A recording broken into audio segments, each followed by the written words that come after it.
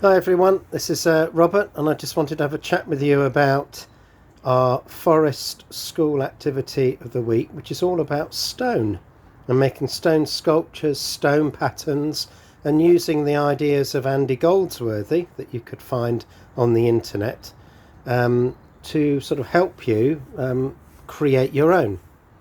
I've wandered around my garden and I've picked up several sort of stones that I've found in my garden. This one here is actually a piece of slate. I presume it's fallen off somebody's roof and ended up in my garden, but the texture, if you look at the texture and the patterns in that, this would be perfect to take a piece of paper and a wax crayon or a piece of chalk and rub on it to get a sort of like a rubbing, and just to see if you can bring out the texture on the piece of paper.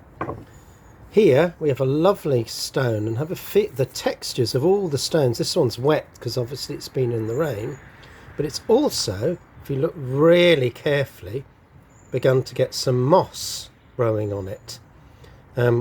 Most of our stones here don't get a lot of moss on it, presumably because of pollution.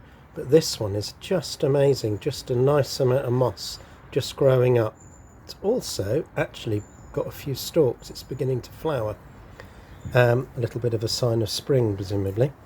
This one is red, really lovely red stone, and if you rub it, it's quite much smoother. You'd look at that and think that's quite rough, but actually it's a very, very smooth stone. And that's the difference. This one has got a mineral on it called quartz. If you look carefully, that white, it's almost clear, but actually it's white. But if you rub it, it's really sharp. Actually, I think you could probably, if I rubbed hard enough, I'd eventually cut myself on it. But it's beautiful. And what Andy Goldsworthy does is he looks at all the different colours and the different textures, and then he'll try and create patterns. Or if he can feels right, actually those two could sit on top of each other, and then begins to create a tower. So you could look at your different stones and look at whether to make a rubbing, or just feel the different textures and the different weights, or see if you can then make little towers or make your own patterns using your stones. Have good fun, enjoy it, and remember, post all of your stone sculptures and work on Plus Dojo.